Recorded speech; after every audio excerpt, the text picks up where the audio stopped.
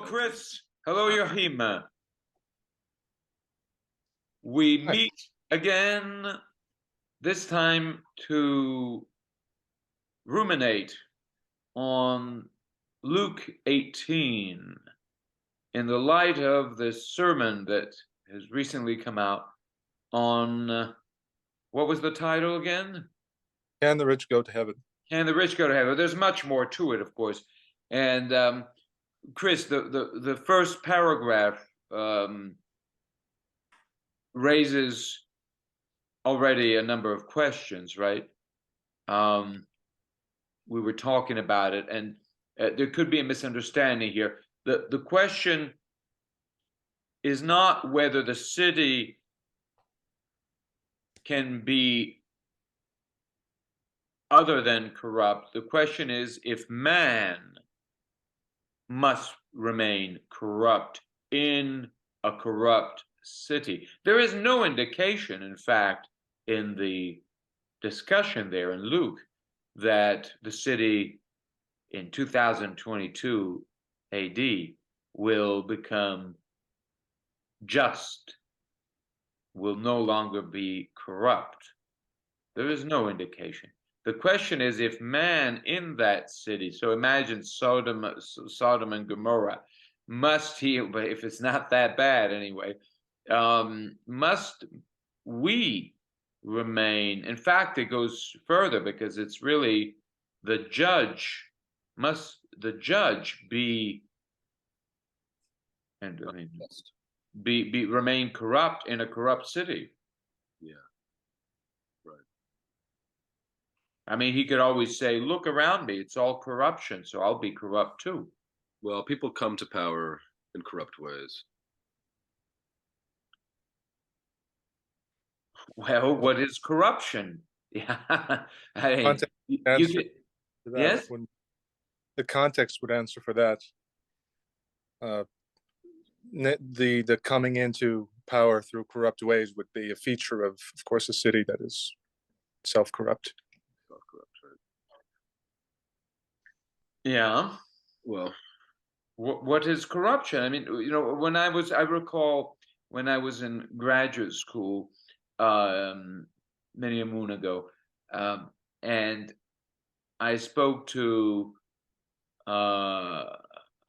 some academic from another department, and he asked me how my department, my graduate studies department was, and I said, well, I answered that there was a lot of corruption, and he was taken aback and asked me what that meant. Did that mean that they stole pencils? I see. So, recently I was involved and I was on the what I call the pseudo legal system in America, and I was speaking to a lawyer, an attorney, and I referred to, I believe, some novel. I think it was the Count of Monte Cristo, Le Comte de Monte Cristo, and because that's a novel that I have worked on with my children, and I mentioned the role of the judge in that story. There is a very corrupt judge, and things haven't changed. I referred tangentially to a judge that the attorney knew, and the attorney immediately, knee-jerk reaction, responded that, of course, our judge was not corrupt. And I wonder what the attorney meant by that. I did qualify the problem by asking a question. What do we mean by corruption? I mean, if corruption could be understood as the alienation of speech from life, right, in which case our judge was absolutely corrupt. So, right. Yeah. And of course, Luke does address that problem, right? And it's Well, and that's I mean, the Gospels in general, I would say. yeah. I mean, if you want to just think for a moment about corrupt lawyers, um, what does it really mean to be a corrupt lawyer? Lawyers have a reputation for being generally corrupt. That's in a they're But you don't have to be. I mean, or do you have to be? I mean, this is essentially this is what Luke is asking, or Jesus. Yeah, I mean, in Luke, must you be? You're in a corrupt environment. There are corrupt rules. Must you remain corrupt? no, but corruption encourages further corruption. Well, I think to begin with, if we compare, lawyers we interact with today, with say, the nomikos of Luke 10, you could say that in the case of the Gospels, we're dealing with a law that is at any rate understood to be integrally perfect, even as the lawyers themselves may or the rulers themselves in this case may or may not uphold it properly. Corruption today generally would refer to some kind of embezzlement, perhaps, and certainly that you know that could qualify as corrupt in any context. But You mean a confusion of private interest and public interest? a matter of interests, yes, and of course a matter of a certain.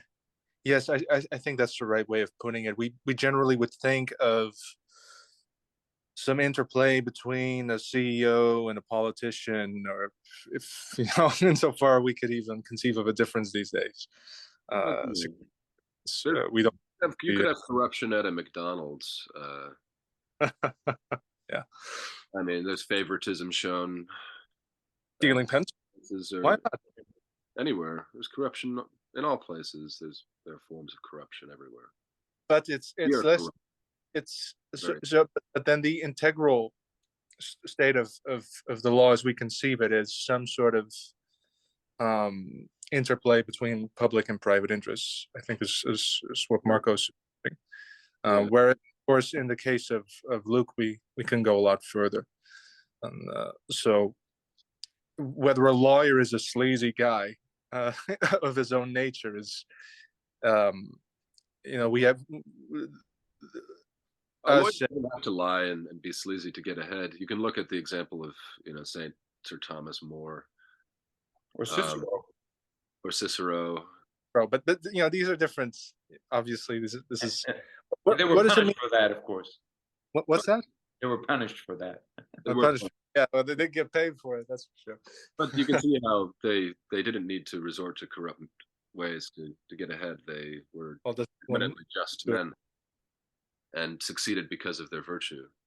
Now that might have been possible up to a certain point. Then, of course, we have the story of Sodom and Gomorrah, and so there's a point where it is no longer possible because there is no small community that buffers, right, the tension between knaves and the honest man. So when that small community is gone,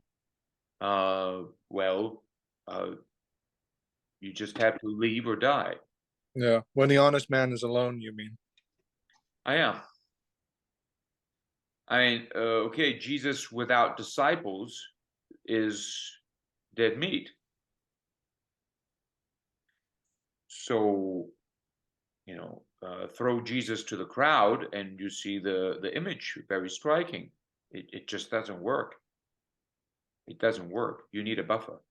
They want Barabbas. Now, let us see a second this article.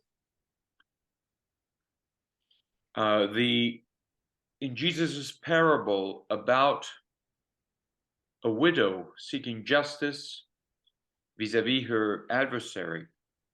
It's a kind of offending party in a litigation. A lot of this language has to do with law, right? We are invited to ask if we ourselves are to wait for a slow, unjust judge, or heed God as Lord, who will restore justice promptly and out of himself. So there is this tension that is brought forth between human justice and divine justice. And what is the problem with human justice? It's a sham imitation, one could say. At best, some kind of a shadow of divine justice. So if you're just waiting for human justice, good luck with that. There is you live in a city that does not do justice to genuine merit. It is, we have the classical image of justice being blind. Of course, law doesn't look at the specifics it needs to be interpreted, right? And so the problem already seems to be mostly that of interpretation. It's pointless. We see the founding fathers of the United States emphasizing this, right? Law alone is not going to be able to save your country if your mores are corrupt. Mm-hmm. If the people are messed up, the law won't solve any problem. So there is an inevitable disjuncture between human justice and divine justice, which doesn't mean that we should disregard human justice. In the light of divine justice, it may be utterly unjust, but somehow we should not disregard it. But then the question is brought forth, how are we to relate to divine justice? How are the two, human justice and divine justice, related to each other? Questions about that? Well, you can be just in a just setting or an unjust setting. Yeah, how so? How? Well, in an unjust setting, you can, with unjust laws, if you are a just judge, you can strive to interpret those laws in the most just manner possible. Okay, but the laws are good. But if the laws are good, then you can act justly there as well, simply by justly upholding the laws. That's not enough. That is absolutely not enough for Luke, right? You don't just uphold the laws. They've been doing that.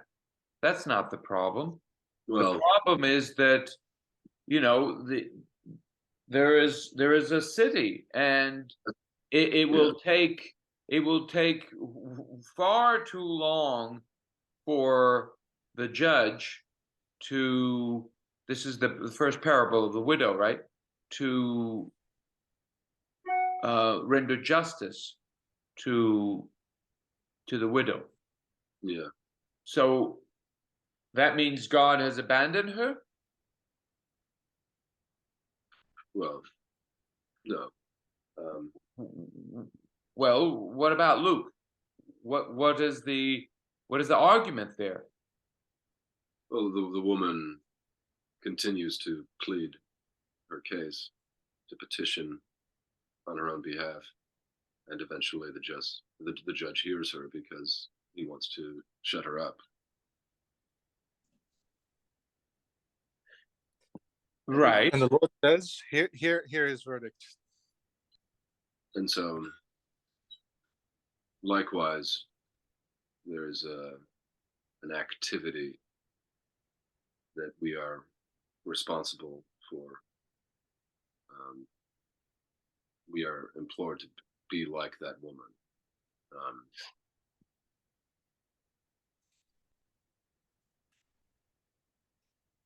And we should just wait for the judge. No, it's not. It's not waiting. It's the woman is not just being passive. Okay. She is actively petitioning and making her pleas known. She's articulating these things. She's voicing. She's crying out against the injustice, but not simply as a plea for help. I mean, it is that as well, but it's also a giving voice to the injustice, to what was not spoken of. Speaking of Right. Right. What is unjust is what is not given speech, what is not articulated. Right. Well, that's of course a very optimistic case, where a widow pleads before an unjust judge for justice. But that plea, of course, entails recognition of a justice that is not defined by the unjust judge. Sure. In fact, yeah, by or something that a justice that he doesn't recognize, and he only recognizes the justice that comes slowly, not the one that comes immediately out of the divine. Right. So the widow could be here an image of an appeal to that divine justice. Sure.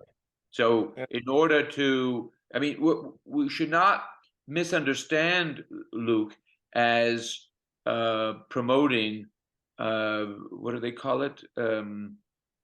Social activism? No, what do they call it today? Well, yes, social justice. Well, that's the alternative, isn't Social it? justice. That we don't wait for the slow justice, but we make it quicker. Yes, yes, quicker. Which does it, which is a complete misconstrual of the message here. We're not to be activists, ideological activists here, and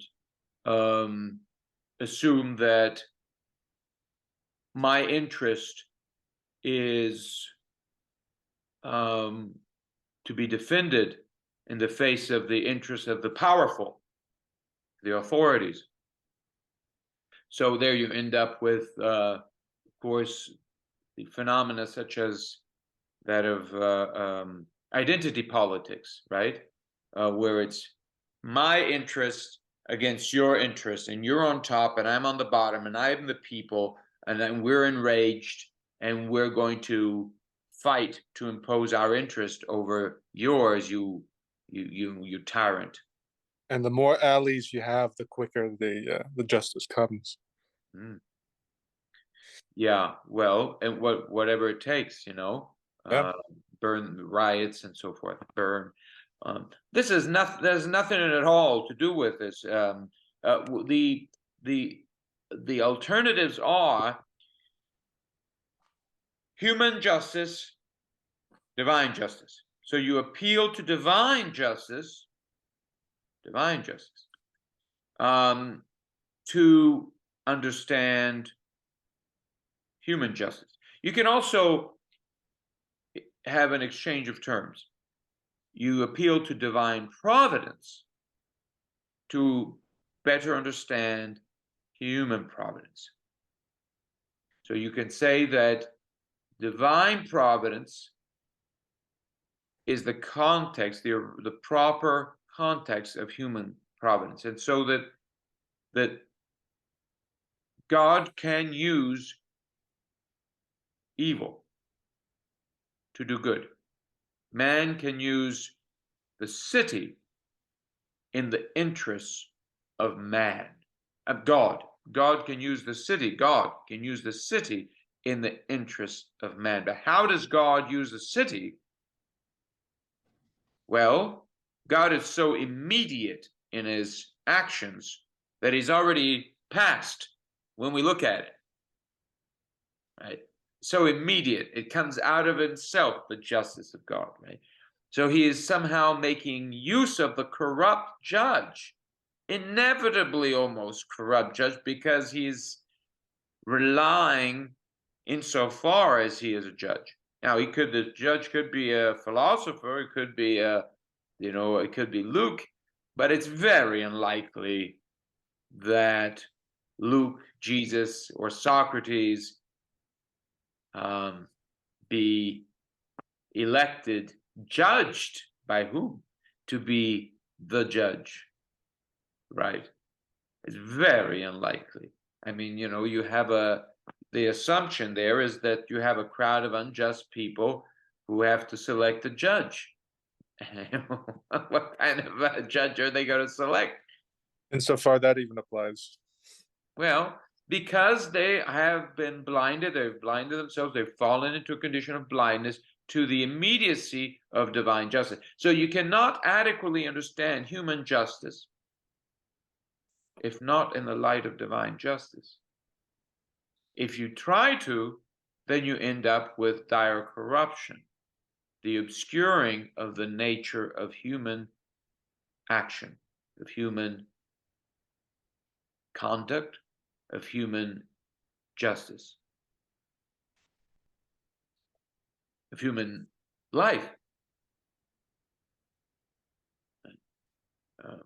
Chris, I don't know if this point was, are you there? We can't hear you. Sorry. Okay. I was just going to say, doesn't that entail a pretty radical retreat From the city?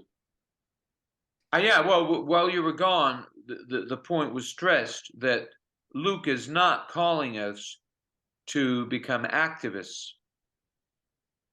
And the plea is not made by the widow, is not made in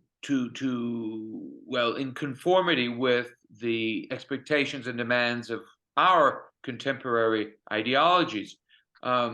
No, the plea is there to remind us that there is a distinction between divine justice and human justice. Well, the kind of injustice she's experiencing is very direct and immediate. It's not as abstracted as the kind of injustice, social justice people are concerned with. Yeah, well, as the biblical examples are of the widow and the orphan are always quite striking. So they have this. She's been defrauded in some manner by someone who's just lied or taken something that was hers. Yeah, simple, very simple, very simple. So that suggests that there is something such as injustice, even though the law says or the judge deems it just. In other words, there is a natural right and Sure. Well, in the modern context, we have things like insurance. So, you don't experience direct injustice, and where there are buffers in place that modern man has put in place between mediation between oneself and a misfortune. So, the critique against Wall Street is always that they have no skin in the game. That they'll always be, they'll always be backed by. They're playing with fake money, essentially. But there is a lot of mediation, sure. In the modern world is built on mediation. Sure.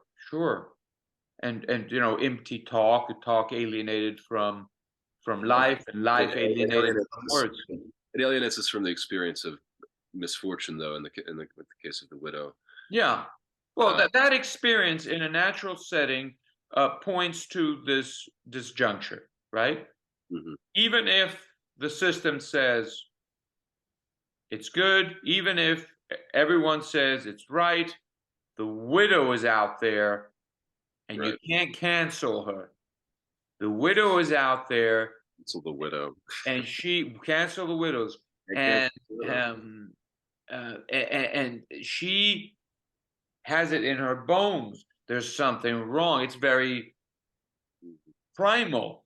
It's a very primal experience. Even I mean, especially a child has that experience. There's something wrong. Now, of course, you can justify the whole thing and say, well, it's only her point of view. And that's precisely what Luke is addressing when he speaks about, at some point, these people who are seeking relative justice.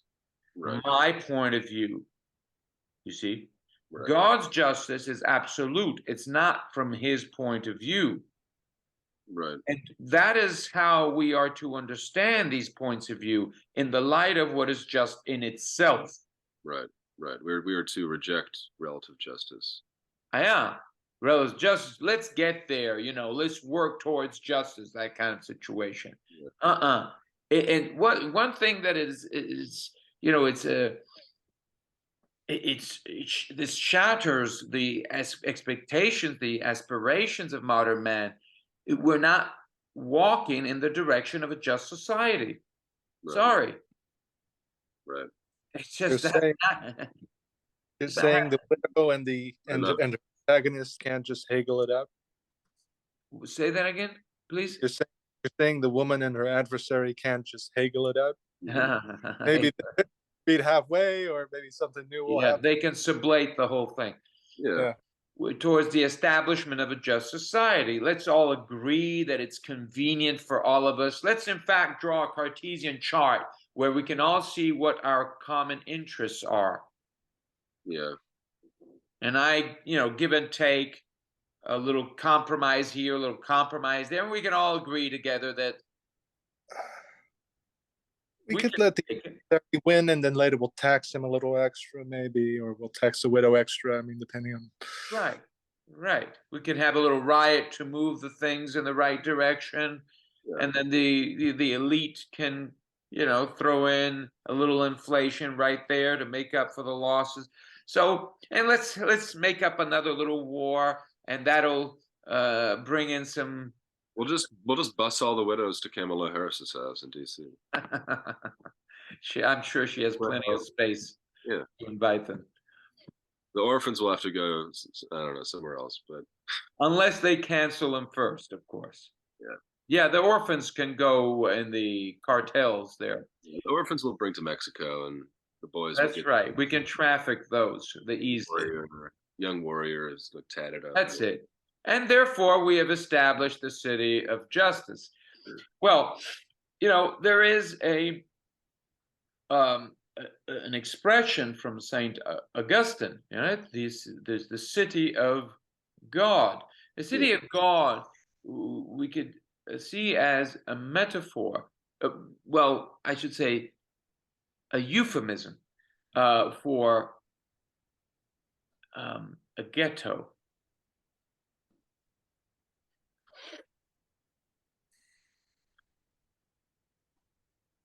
Where is the city of God? Where's the city of man? Well, the city of man we're all somewhat familiar with, although we don't see it for what it really is, and especially in the modern man has failed. And this is, most of his troubles, visible troubles, superficial troubles, depend upon this failure to see the nature of the city of man. Because we have the sense that the city of man is evolving, and potentially at least evolving in a good direction.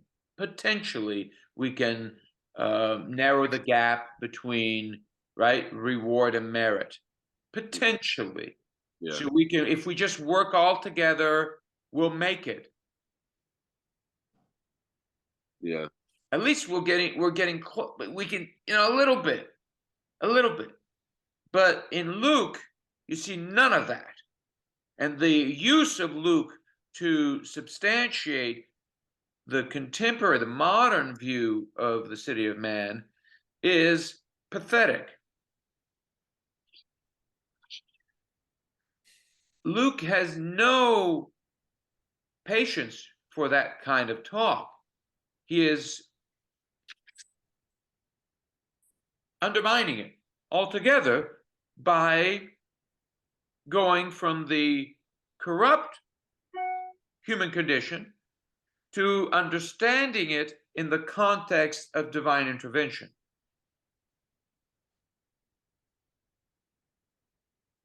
Sure. That's pretty much the core of this. And then the question is, well, how do you understand? What does it look like? How do you begin to understand Yeah. this human city, the city of man? And there is a city of God, but it's a ghetto. In other words, there will be a kind of nucleus of honest men. Call them, the followers of truth, the disciples in the Gospels, right? They're the followers of truth. They're dedicating their life to following truth, right? Yeah. Of course, in Socratic terms, that's called philosophy. But properly understood, truth is alive. It's not a dead proposition, and Socrates would be in perfect agreement. Yeah. Well, I had a question about this one phrase, which just occurred to me. Yes. Could have a double meaning, an ironic Yes. meaning. Yes. So you persuade yourselves to be righteous. So the idea of persuading yourself to be righteous, that could mean that you're not righteous and you're persuading yourself to think of yourself as righteous, or it could mean to genuinely philosophically start out as not righteous and then through the activity of philosophy persuade yourself to actually be righteous. Yeah. And so this phrase has this dual meaning. And Yeah. No. They want to believe that they are righteous. This is not these are not philosophers. Philosopher is not out to convince himself that he is right. It's not about conviction. It's about discovering. Now, he might want to discover himself right in the light of truth, yeah, right. but that's I okay. mean, I would like to become righteous, or Psalm 20. Yeah, you always want to be right. What's wrong with you? I want to be led in paths of righteousness. Yes. People who are telling you, oh, you're speaking, you always want to be right, right? Well, yes, I would like to be right. Yes, exactly.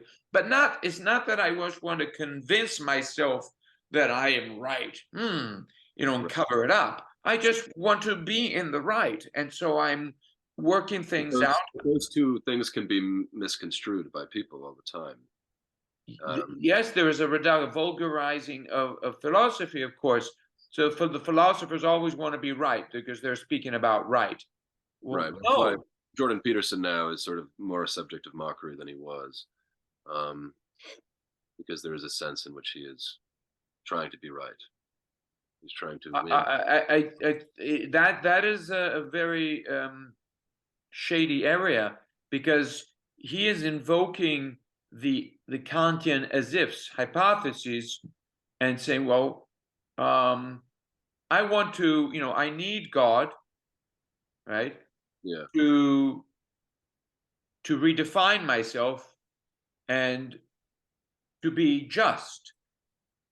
I need to believe in certain things. I need to believe in certain stories in order to be,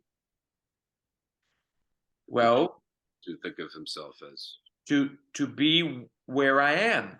right. To be where I am. It's a very thin line, right? To ideology, right? The justification of a status quo. Oh, shocking news! The status quo is in danger. So what do? Let's invoke God again. Don't forget the Bible. Don't forget all of our cultural heritage, and don't forget because this can keep the status quo standing. You see? Right. Yeah. That's not Luke, of course. Conservative ethos, in a way, wanting to maintain ground, hold the ship. Yeah, there's no ship there. I mean, it's a question. The ship is sinking. There's in Luke, and of course today is the same. But there is no attempt to invoke the prophets, invoke the heritage. It goes as far as in some passages of Luke. Perhaps we'll go over we'll have a discussion on Luke 14, where you have to actually methane. There's the hating. You have to hate your mother, your father, your brother, your sister, and so forth. Yeah. What? Isn't Jesus love? What's going on here? Jesus is teaching you to hate your brother and sister and your father and mother, your children, your own children. What's going on here?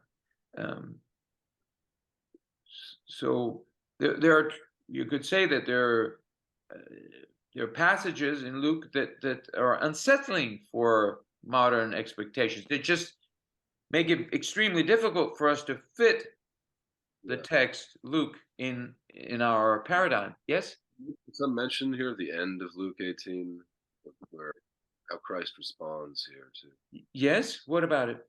Well, it being things impossible for men are possible with God.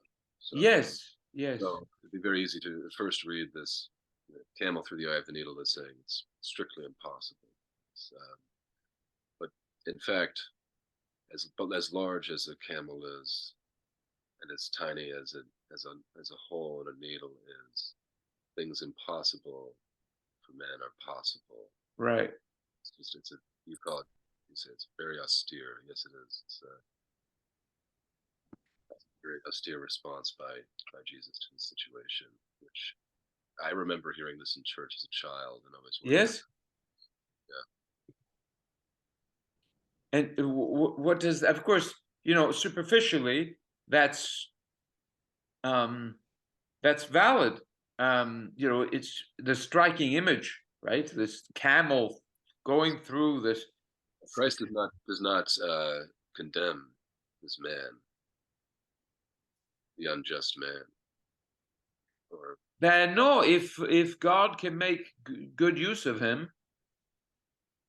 Yeah, but and especially given that there's no sign that we're moving into a better society. Well, I wonder if simply it's too much to say that riches inflate you; they make you bigger than you are,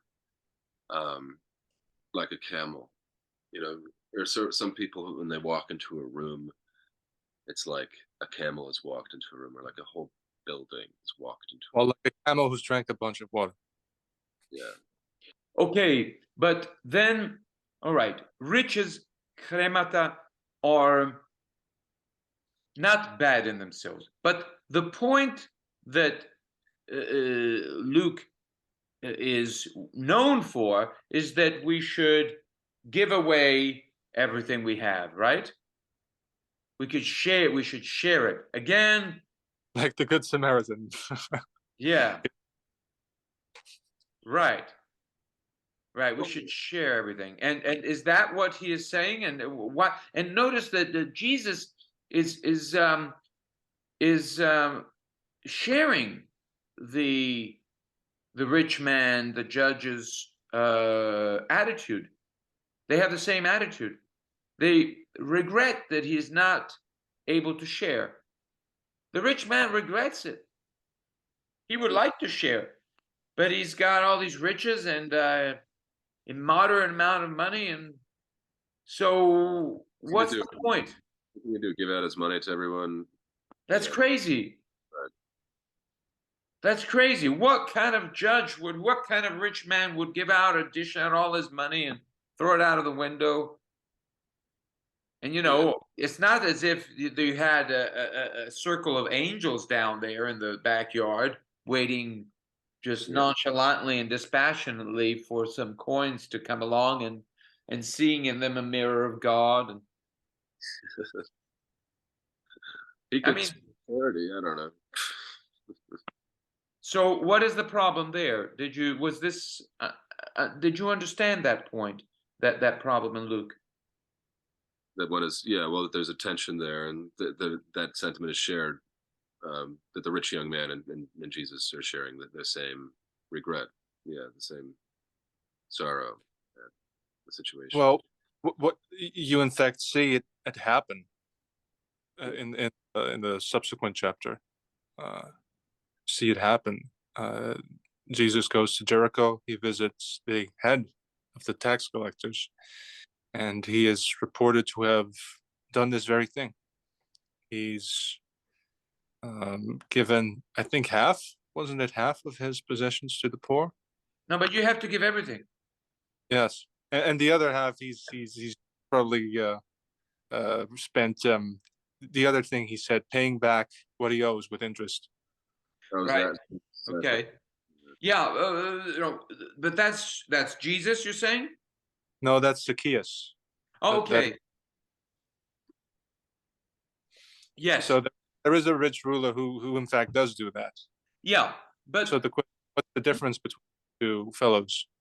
The difference is the one was a tax collector and had acquired his wealth unjustly, whereas the rich young man had a lot of excess wealth, but there's not a sense that he acquired it unjustly. In fact, he acquired it unjustly. and what is more, this is not the point.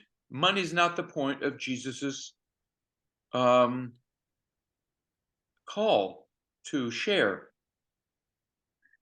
Okay, when Jesus speaks of giving everything you have,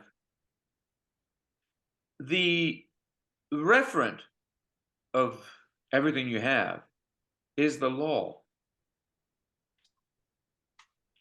Sharing is the point, not just dishing out. Right. So Sharing the law. But how in the world can you share the law? And there the point is with those who don't have it. with a TED Talk. That's it. You need an app for that. And the answer is that you have to convert it into something so that you can share it. Now, unfortunately, the judge has converted the law. And let's say he's a judge, so what is he going to do with this position? He uses the law, what for? Ultimately, to accumulate an immoderate amount of wealth, money. So what he has converted the law in, effectively, is something that he cannot share. It would be crazy for him just to dish out the money like that. He can't share it the same way. I can't share my underpants with anybody. If I were to use I have to use the law to convert it into something that I can share. What is it that you can share? That's the point. Right. Because he could share the money, but it wouldn't be of any use, really.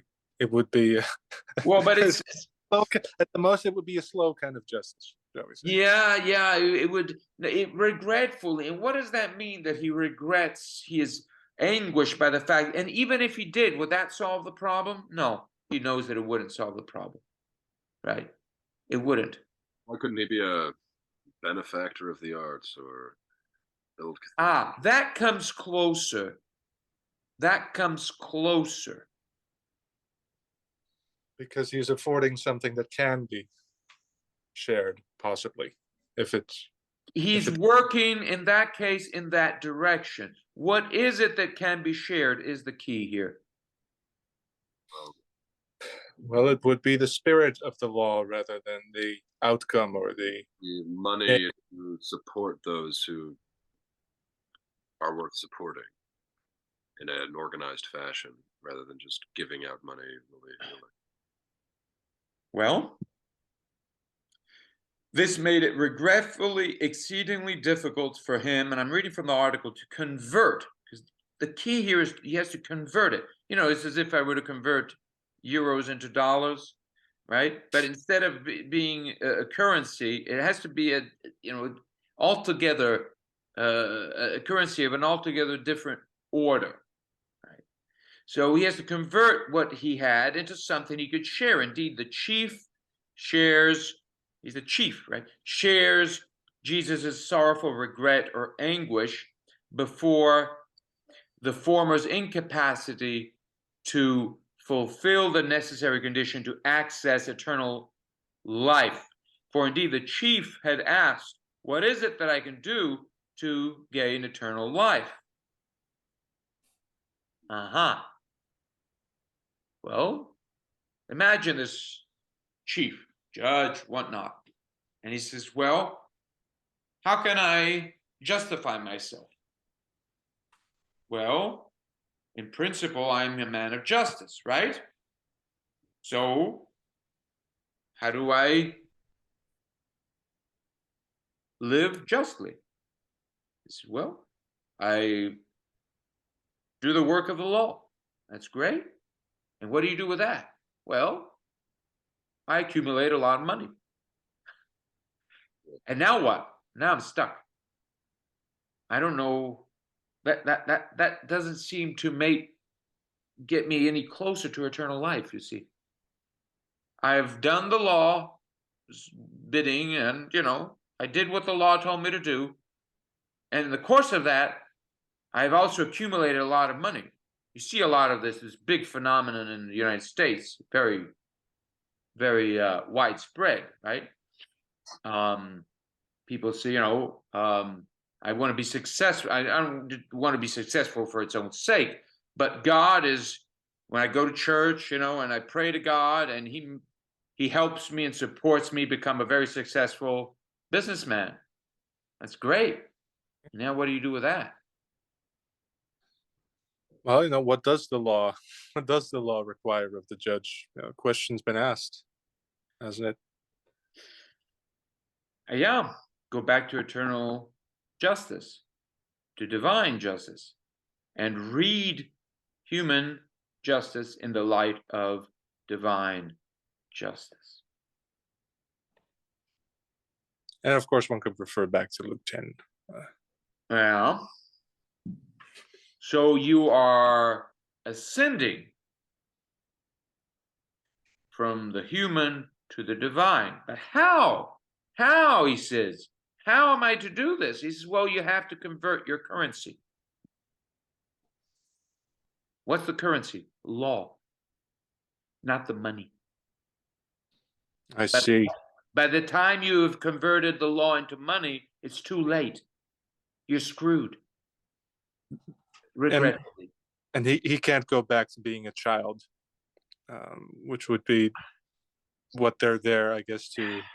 He sort of picked up on the child because he says, since I was a boy, in my youth, right? Since my youth, I've always followed the law.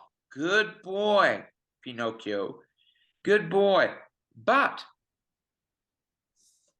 that wasn't all. You were supposed to grow up, my boy. Be like a child, but not childish now. Right?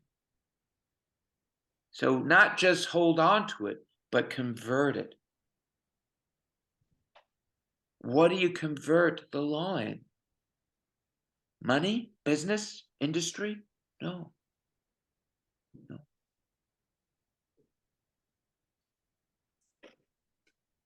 So what do you convert the law? Why do you follow the law? To stay safe? To build a castle, a factory, a business? No. Of course not. Right? To turn back to God? Yes. And he says, huh? Law of the Logos, I mean. Well, So,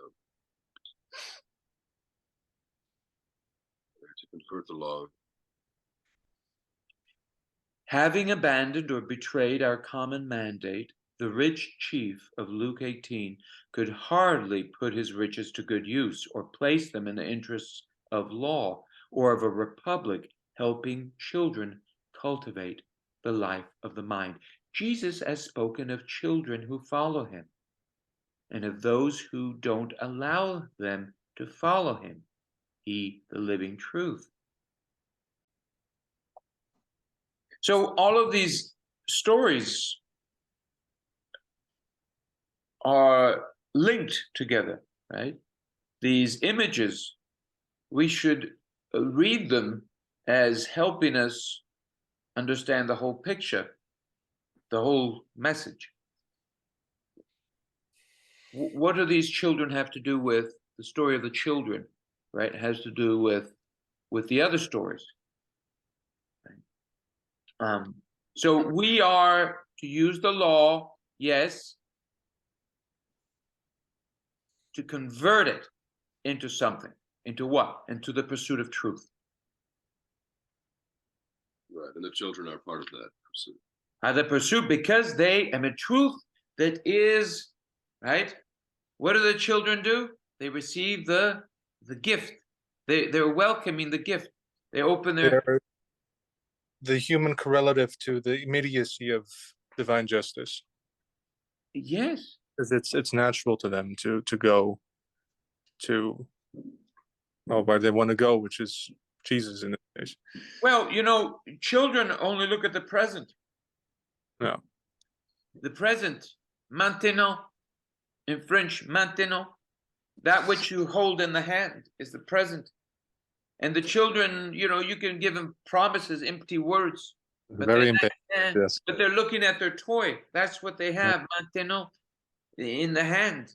That's their present, the gift that they receive now. Wow. But that's not enough.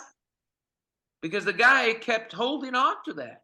And he didn't realize that he was supposed to convert it into something else. Yeah. And that quest, the following of the truth, was not just a matter of receiving the gift, but of entering into the gift. The other image. Entering through into heaven. Not just through that eye, but entering into a place. So as a child, you receive a needle, which has a sort of this opening that doesn't really grow with you, so to speak. You can kind of see through it at first, but then your eyes grow weak, so you can't even put the thread through, let alone, you know, the entire camel. Is it something like that? He can't receive the kingdom of God as a child because he's holding on to this, well, all of this accumulation that has come from this growth, you could say, these weeds almost. Is it something like that? Well, look.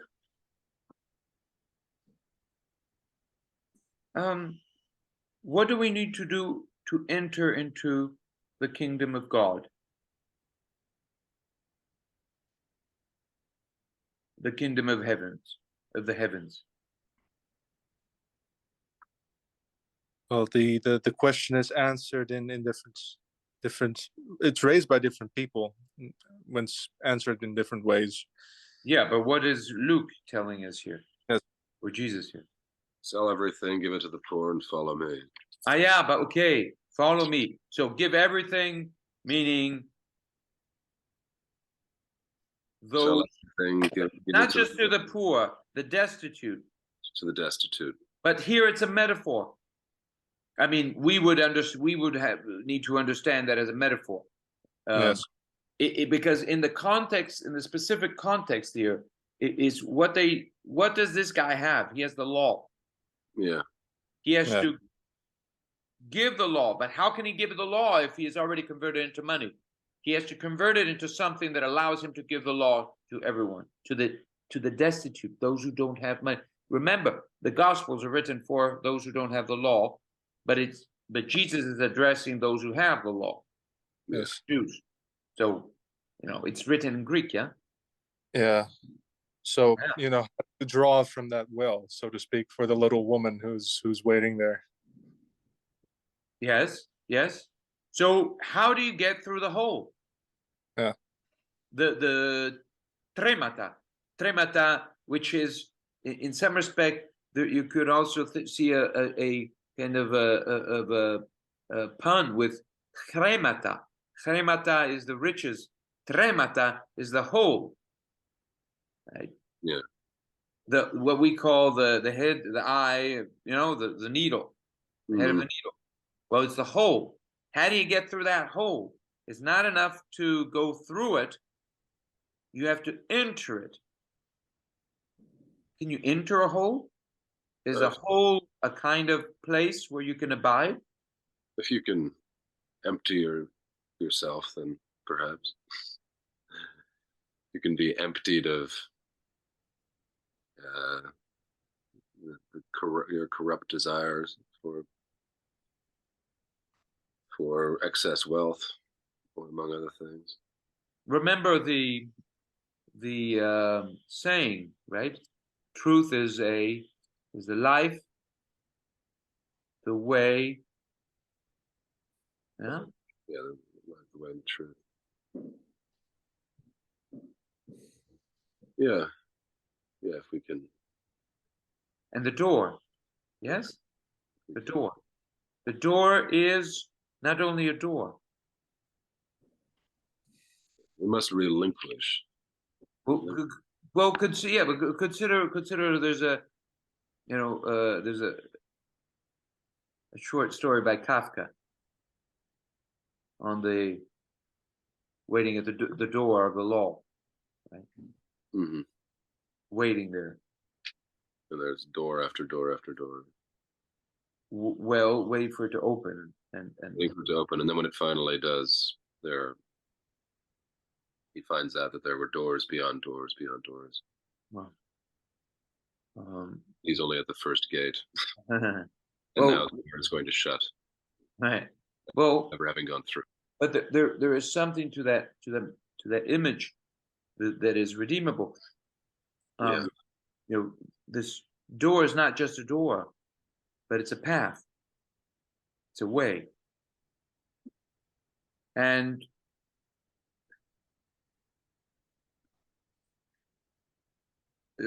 going back to the sermon, the riches would have to store themselves. Okay, well, here is referring to the fact that if you go, there's a distinction that is made between entering through dia, right, and entering into ace.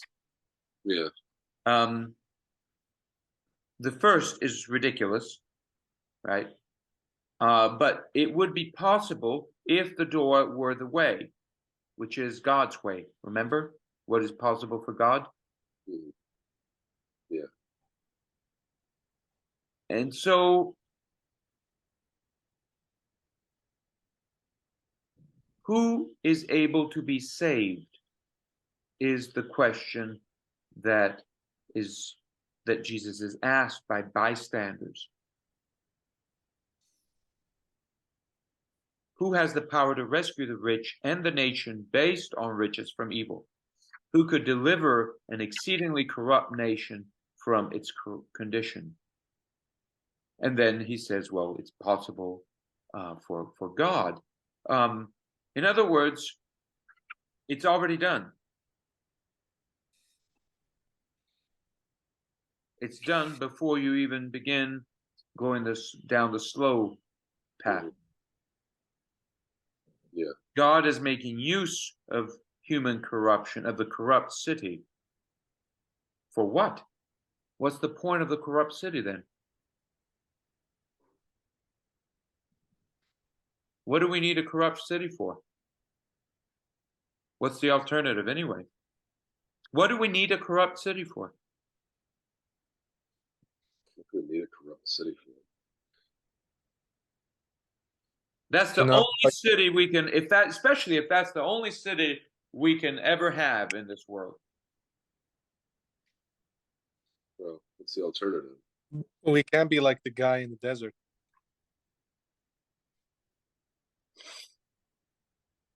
Yeah, well, if we remember the fallen man, then hell, where do you want to go? In the jungle? Yeah, Vietnam or no. Different. You want to go in the utter wilderness. In other words, man by nature, by his fallen nature, seeks to be in a city. But that city will be inevitably corrupt. It will carry the burden of our fallenness. Yeah, It will reflect our own corruption. sure. The more so if you pretend that it solved the problem. Well, and the needle's gonna look like this. It doesn't even happen. Just on you. That's it. That's the modern needle. Yeah. Yeah, that one goes through you. Yes. It made it impossible even for God. Yeah. Yes, modernity makes it impossible even for God, in the respect that it's unredeemable. The city of man that remains inevitably open to the plight of the widow and the orphan, God can make use of it. God can no longer make use of the city of man when it becomes modern, and rejects that distinction between human and divine justice by conceiving human justice in a progressive manner. We're getting there. We just need more activists. We don't need to appeal to divine justice, to natural right, for that matter, in the language of philosophers of old. Natural right, if anything, has to be reinterpreted in a Hobbesian manner. But bottom line, the city of man, modified in modern terms, is no longer compatible with divine providence, to the extent that it's modern. Right? There are obviously elements that are not modern in our times, but they're being obscured. And there is. You say, well, does the Bible not address that possibility? Oh, yes, Sodom and Gomorrah. Sure. And then the only honest men left in there have to leave.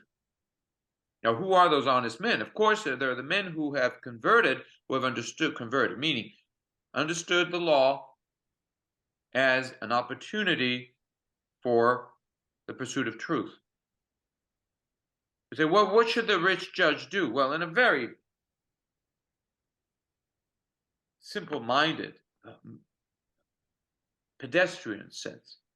Well, at this point, he can invest his money into, as you pointed out, Chris, you were going in that direction, to sponsor initiatives that go in that direction, that help children pursue truth.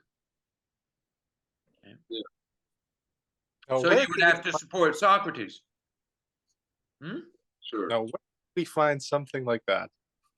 Ha ha. But he would have to support Socrates. I mean, that's the whole point. If anything, but that's in a very pedestrian sense. Yes, that's as he says, right, in his apology. Well, you could treat me like a sports champion. No, that's there's no other redemption for the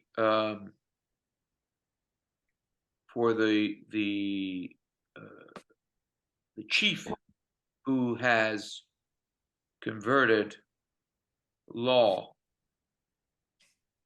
into riches, immoderate amounts of money. In other words, lost track of the principle of moderation, of an end, proper end. You could say he became a capitalist. I mean, in this silly Marxist term, but yes, people probably borrow from him with interest. Yeah. Well, if it's immoderate, could it be just if it's immoderate? I know. The only, the great divide, right, between Chris, I think we were speaking about this earlier. between the moderns and the ancients. The ancients stand for immoderate thought and moderation in behavior. The moderns, moderate thought, moderation in thought, and lower the standards, questions, and so forth. Metaphysics, Lord, moderation in thought. Don't be so exuberant in your questions, and immoderation in behavior. Everything has been subverted. Right. Modern man, as modern, is utterly incapable of understanding the Gospels. But he can use the Gospels to support his cause. He can become a great, successful businessman, for example. Christian robber, right, Chris? Robber. Yeah. And use appeal to the Bible and say, where is mine? Somewhere around here, various ones.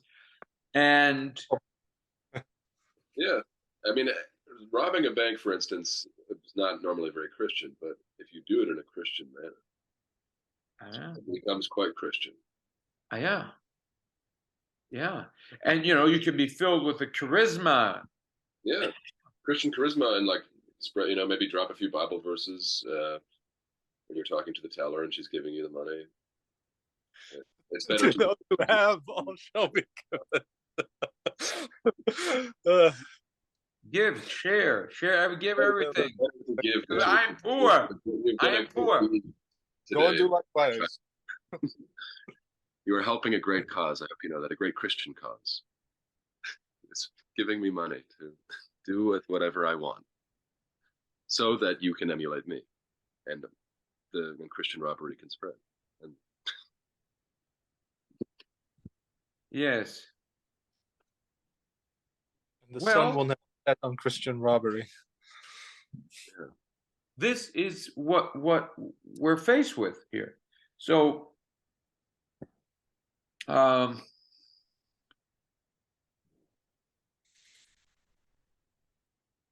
Luke 18 had opened with Jesus' invitation to heed the divine hidden within otherwise apparently hopeless circumstances.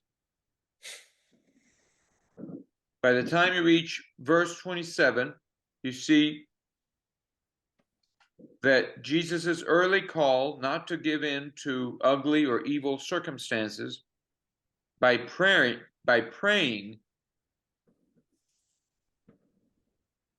or rather always converting our wishes, prayers unto God. So we're not seeking human justice anymore. We're seeking divine justice. And by seeking divine justice, we render unto Caesar what is Caesar's. In other words, we are law-abiding citizens. Because we understand the law or human action in the context of divine action. But what we are following is not Caesar. We're following the truth. Okay? Right. How can you be a decent citizen? By following truth. Otherwise, you're an indecent citizen. Right. So what does this tell us about us? It says that, well, tells us that the vast majority of people are indecent. Oh, ouch. But wait a second. I got my iPhone. How can I be indecent if I have my TikTok, TikTok?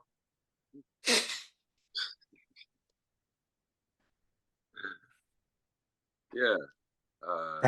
Because you forgot to make your donation. Yeah. No, it's not. I did my donation. I made my donation, my pledges, and everybody's asked me. The church sends you the reminders. We need more money. It's not nice to confront people about such things. It's not nice to what? To confront people about such things. Oh, no, no, it's terrible. Luke is a very bad boy. It's it's just rude. Yeah, Perhaps you got to be nice today. it's Maybe not that- kind. It's not kind. It's rude. Why would Not kind. you bring that up? Nor is it Kant. It's not Say kind that of, again, please. Nor is it Kant. Kant, Immanuel Kant. Yes. kind of Kant. Yeah, well, people feel justified in how they live. About precisely the point. Using the law to gain a moderate amount of money. This is the image that Luke is evoking. Yeah. We have betrayed our mandate as human beings.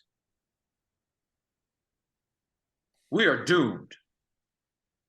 That is the message.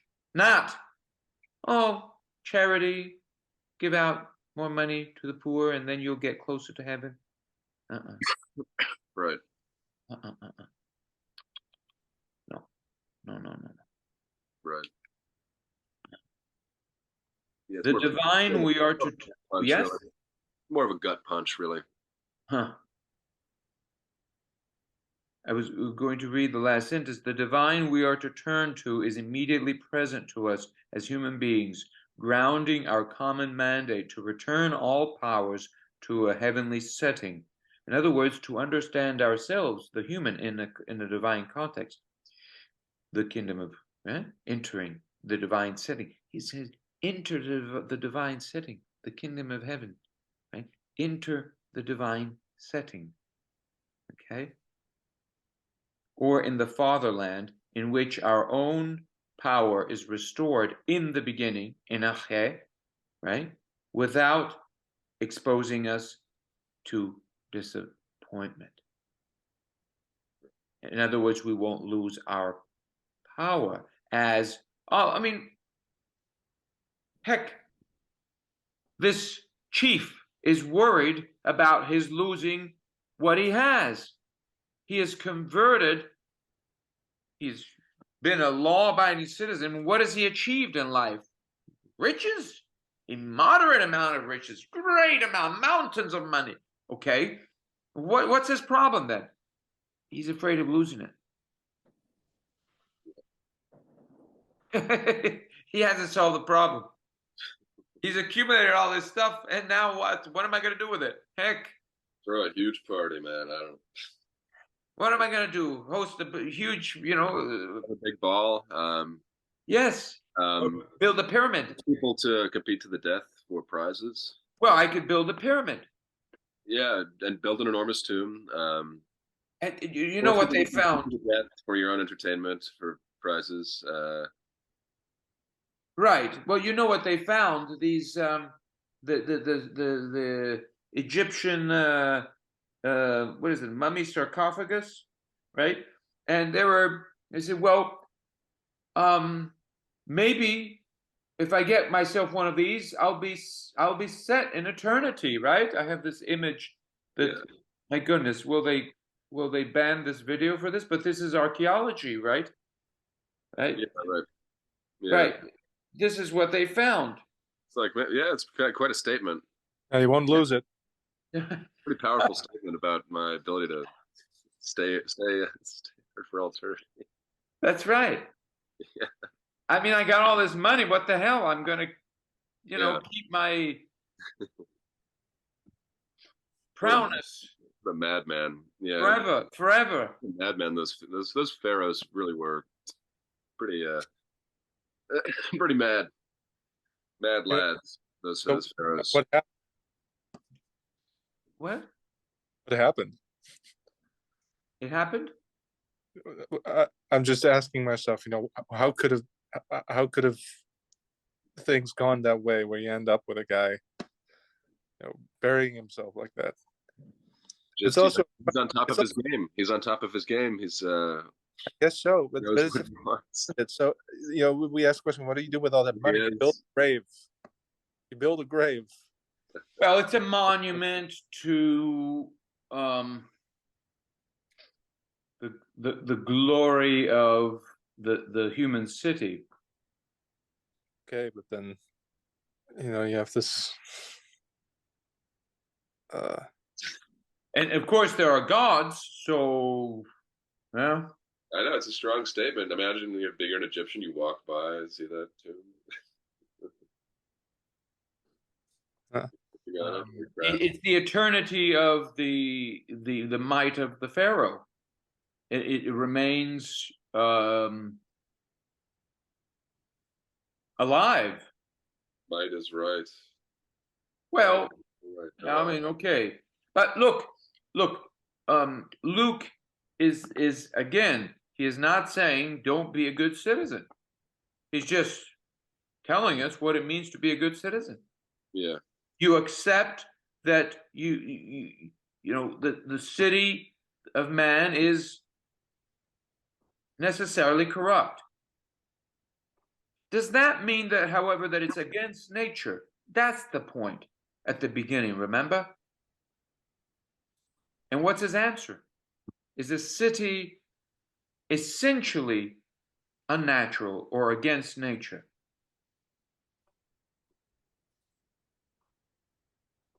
Is it or not? No. No. I know. I know. Because we are fallen. So we need the city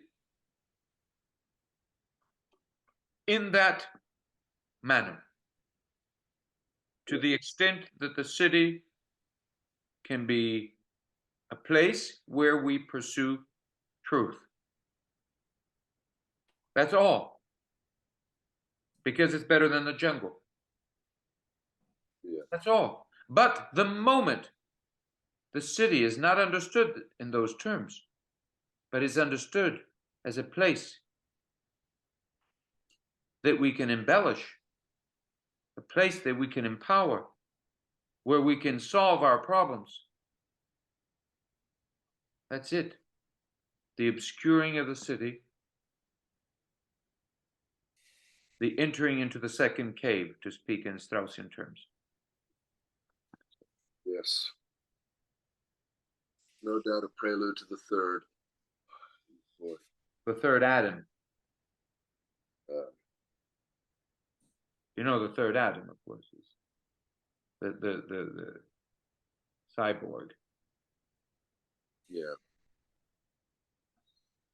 Who has resolved here's the truth about the machine is the truth about, or it's a machine that is a special kind of machine that is the truth about the first two atoms. Now that's that. A perfect servant. That's it. Perfect slave. Circle closed. We've solved all the problems. What else do we go to school for if not to solve problems? Yeah. It's just a matter of replacing. The movie is done. Okay. Come done. All right. Spontaneously. All right. All right, Chris. Okay. Till our next meeting. All right. See you later, guys. Bye-bye, Chris.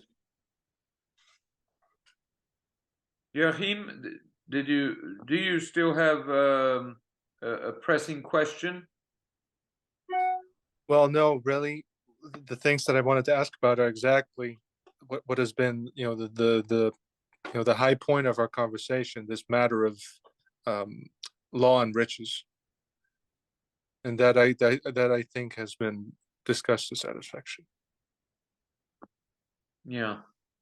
It allows me to better make sense of what perhaps even what happens before, but also what happens after. That's how I tend to read these stories now. I try very hard to discern one paragraph therefore the other paragraph.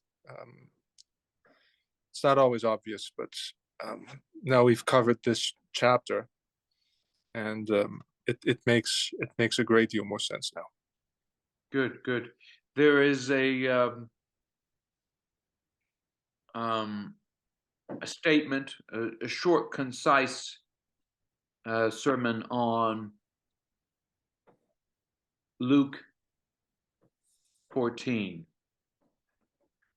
on, we could say, on kenosis, this emptying out. And there is a passage, the well-known passage on hatred, Jesus calling us to hate everyone. We perhaps we can convene on that topic. We'll look at the statement. I'm not sure.